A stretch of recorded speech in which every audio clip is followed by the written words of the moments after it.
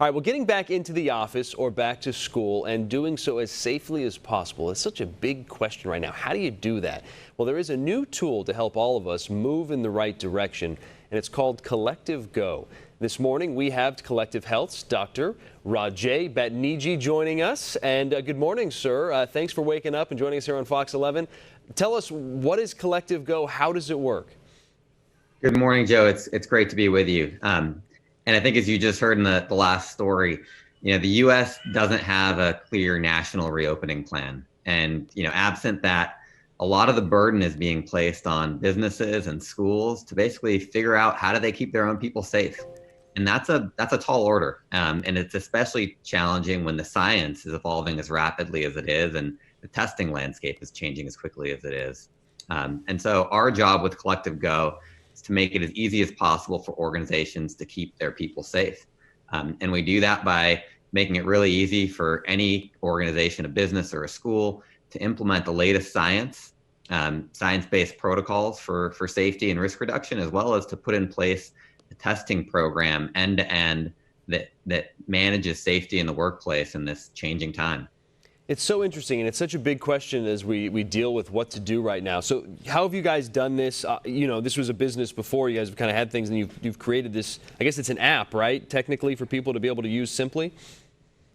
Yeah, that's exactly right. So yeah, Collective Health is a business. We've been around for several years, and we run health plans and population health management solutions for leading employers, and recognize that the things that we do well, or things that we could translate into a product, a service that we could help, all organizations come back to work. And so really, if you think about what's underneath Collective Go, it's two major parts. The first is the Collective Go protocol. And what that is it's a protocol that we've open sourced. It's, publicly available to read. It's been reviewed by leading experts, including 2 former FDA commissioners, that sets things like, how often do you need to test? Who do you need to test? What types of tests can you use? Based on the latest science. We update that every day. And then the second part of it is what you described, which is an app. And that app basically makes it easy for any individual or any business to follow those protocols for risk reduction. So you basically go in there, you do your daily symptom screening, you answer a few questions every day. But when you need a test, we prompt you to take a test, and we make it easy for you to get that test or upload your result. And then you get a certificate that shows that you're in compliance with the protocol or not, that employers and organizations of all kinds are using for risk reduction.